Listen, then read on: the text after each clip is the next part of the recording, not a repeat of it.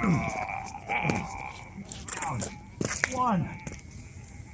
2. Ooh, are you guys all ready? Everybody in the YouTube world? Ooh, it's March 17th, 2021. We just watched AEW Dynamite, the only show on YouTube that AEW listens to, and we're going to tell you all about it. St. Patrick's Day Slam, Jay. I'm sorry, man. I didn't put that in. Don't worry about it. All right, so we got the first match right off the hop. We got the American sociopath, Cody Rhodes. He's going up against Penta, El Zero, Miedo. They got some unborn child beef that they got to squash tonight. And basically, there's a lot of good moves. Cody does a crazy top rope hurricanrana. Oh, it's pretty nuts to incredible, see. Yeah. And then what happens? He hits a Canadian Destroyer, and then from there he hits the Cody Cutter. That was pretty impressive. You guys like and wrestling? Cheer!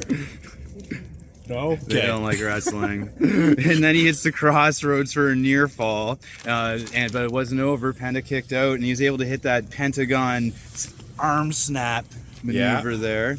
And then after that, it was a quick roll up, and Cody was at the top of it, and he got picked up the sneaky win. Yeah, some of the highlights I really noticed was definitely when Cody was just taking those 3 hard slaps to the chest, only to get encountered by that sling blade. It was give me the hard shot to the chest here. Yeah, but don't sling blade me because we're in prep for that. Pavement. Yeah, you even mentioned that huge hurricanrana, but all through it, Penta was concentrating on that shoulder that he Canadian destroyed in the last pay-per-view, which was insane. The ladder match, that's right. Thanks for the 200 views, everyone. Then after the match, there was a beat down from Penta. Then the Gun Club and Dustin Rhodes had to come in for the big save. Nepotism. And then after that, there was some backstage words from the Buck, and Don Callis gave him a t-shirt. No leg slaps for the super kicks. I think other company is banning the leg slaps. I don't know why. It's just a leg slap. Anyways, and then so Don Callis gets at them. They have some words, and then we have a big match: Jade Cargill versus Dani Jordyn.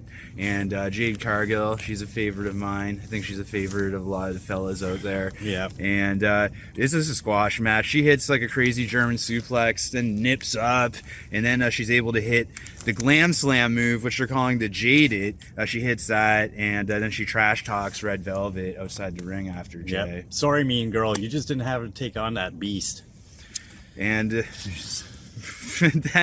MJF and the Four Horsemen, but they're not the Four Horsemen, but they are the Four Horsemen, are in the ring, and they got things to say. Yeah, don't worry, guys. We'll say it for you, because Vince can't do shit with other companies taking us on, or else we'll take him on.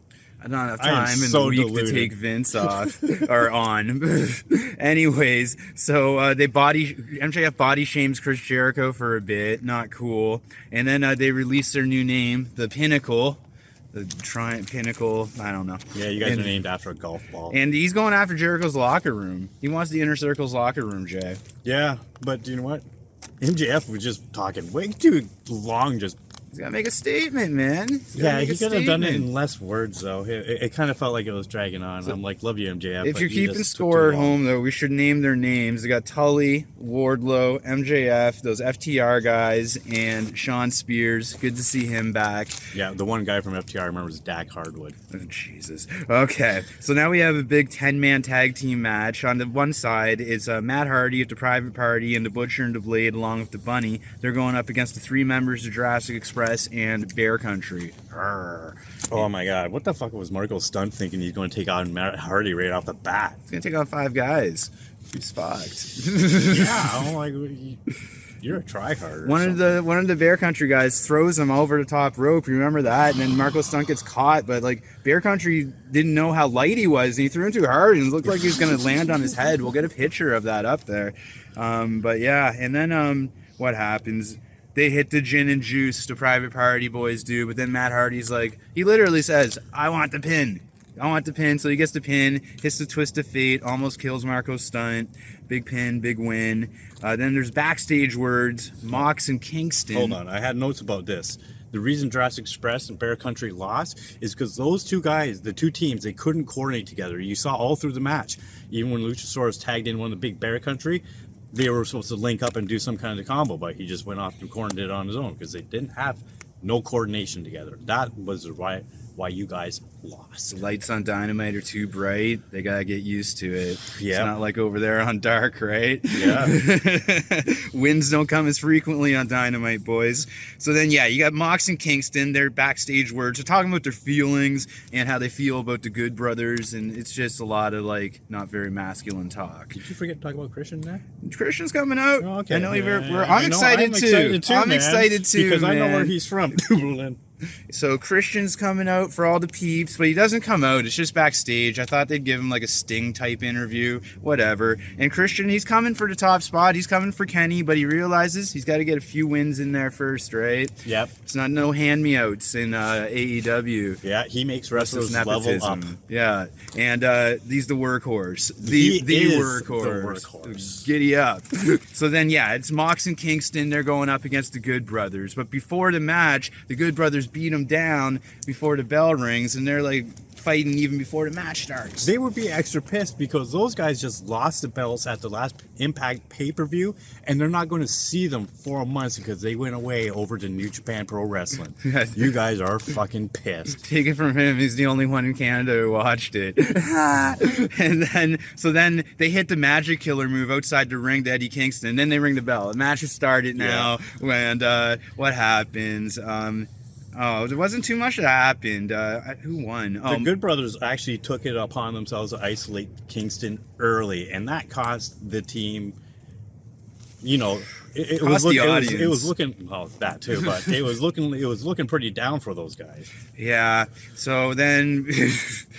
What Jay said, guys. So then, yeah, someone hits a sneaky inside cradle for a sneaky win. Mox and Kingston pull it off, but the post-match beatdown happens, and Kenny and Don Callis decide they're going to come down and get involved too. And Kenny's got a chair, Jay.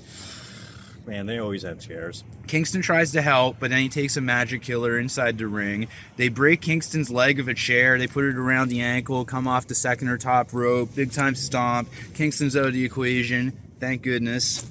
And then they try to crush Mox's neck of a chair. They got the chair wrapped around Mox's neck, and they're going to come off that top rope, but the Bucks have had enough. Just unexpected, just like, what's going on here? They don't even like Mox, but Kenny's out of control, I guess. I think he's doing just fine. He's going to take Mox out of the equation. That's great with me. I know Jade likes it. Yeah, totally love it. And so then they refuse to join Bullet Club. It's like, come on, just do it. Just do it, Jay. Bullet Club, bro. Japan. I don't know. Japan, you see bro? that tag team over there? Japan. That ex-world tag team champion there, the Good Brothers. You guys lost 2 fucking matches in a row. It's the only one who saw it.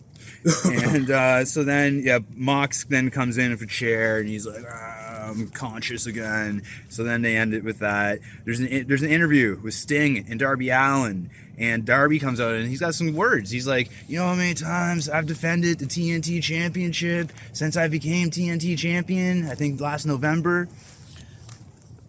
And he's going to give it a shot to dedicated to the best TNT champion, Brody.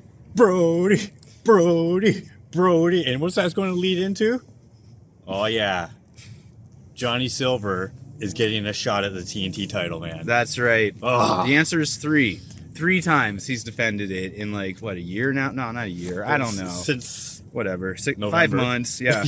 Okay. So then, what happened? Oh yeah, open challenge to Dark Order. Then Murdoch comes out. Jake Roberts calls Sting a weenie.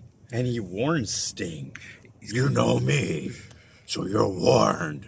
Drink, hide my problem. Let's go Yikes. on. Oh, am I going there again? Jesus Christ. Team Tazz comes out, and Brian Cage has got some words for Sting. They had that street fight. He's got some words. He respects him. He utterly respects him. Face turn, Brian Cage. You heard it here first, guys. You know what? Thank God you're leaving Team Tazz because They suck. yeah, I like And Ricky Starks is weird. yeah. Okay, so then we have a big match. Rey Fenix versus Angelico. Rey Fenix, probably the best wrestler on the roster. Yeah, do you know what? There was no intro, so guess what we have to do? And now they go. Okay. That was beautiful. Yeah. All right. Stuff. Phoenix is out there, Pac. I didn't see Jack Evans of Angelico, though. Yeah. And so then, this was like, they didn't really do too much. Rey Fenix might be nursing an injury or something, but he's able to hit that over the shoulder. He knees the guy in the head, drops him on his head into a pile driver, and no one kicks out after that. No one's kicked out yet. Do you want to put down for the notes here? It was a commercial squash match because they had that picture within picture, and then after the picture was over, the match was practically over. So that's Rey what Fenix happened is just there. too dominant against, Captain Nodoff. Death Triangle. We'll do the Death Triangle while we're nodding. Okay. Fuck, man. All right, so then we have pre-recorded words from Miedo and Kip, and Kip's upset at Miedo because he threw one of those guys into Penelope last week, and she's hurt. You know what? I'm all about the win. I don't care about you. I don't care about your wife getting injured. I'm all about the win. My Miedo, you're wife, lame. bro. This is my wife. Miedo, you're lame. Can't go around beating women, Miedo. God, is there somewhere else we could send Miedo for a while, like Dark? Oh, all right. So then, and then John Silver, he's taken the challenge. It's open challenge, and the Pinnacle, MJF's new crew, the Four Horsemen. Are we gonna get banned from YouTube for saying Four Horsemen? And then they take over the Inner Circle's locker room. They just walk in there. This is ours now. There's no one in there. They took the beats last week. Inner Circle are going to kill you, MJF. Just so you know, Chris Jericho is not only my hero wrestler, he's my hero in life, and he's going to beat the shit out of you guys. Fancy. All right, and that leads into our big-time main event, guys. It's the Unsanctioned Lights Out match. Dr. Britt Baker with Reba versus the Pride of Tijuana, Thunder Rosa. Former NWA champ. Super battle. Oh, this match is going to be amazing. You want to know why? Because you fuckers must be listening. It's crazy, yeah, and this is the best match ever. So early crotch shot by Reba early on, and then Britt hits that air raid on the stage to Thunder Rosa where she just drops her on her head, and there's a lot of chair action. The fight breaks out into the crowd.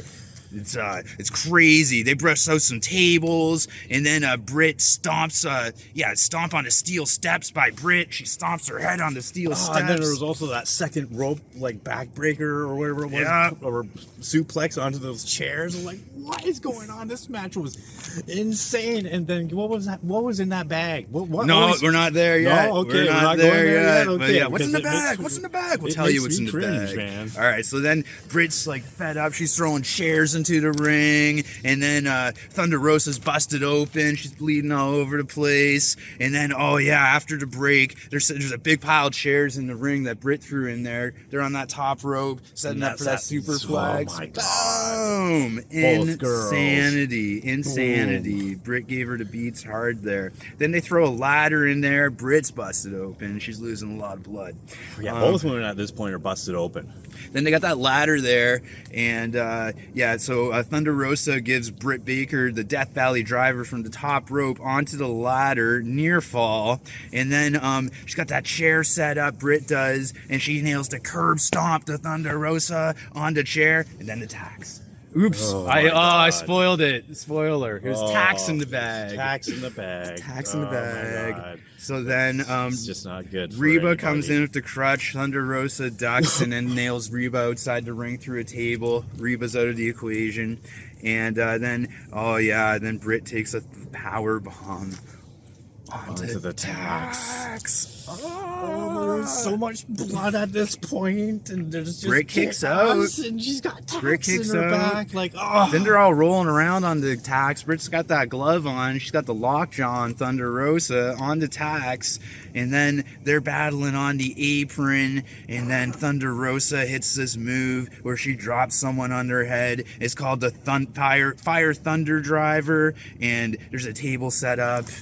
And it's Britt that goes through the table. Yeah, the 1, 2, 3 outside the ring. Thunder Rosa wins. And that's a huge win, huge match. The women's division in AEW, these are the two women that they have to go with, clearly. Yeah. And when the broadcast came off, we didn't get to see Britt Baker get up.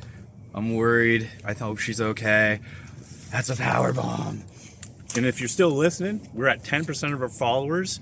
At 1,000, we have our cinematic match, and I know I'm going to win.